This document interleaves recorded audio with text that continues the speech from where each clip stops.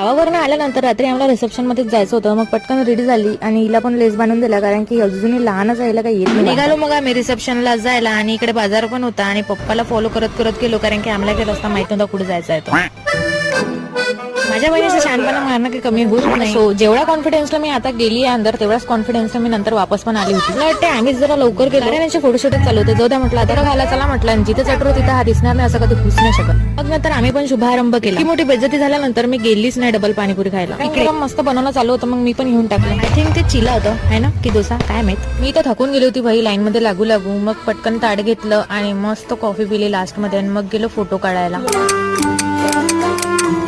इतके आजू मी बाहेर निघत होते, मला माहिती नव्हतं माझ्यासोबत हे होणार आहे. हिला मी आधी सांगितलं होतं की जरा माणूस तुम्ही चालवशील गाडी, पण हिच्या अंगात कोणती माता घुसली काय माहिती. चला आता खाणारच आहे, चला मग आसड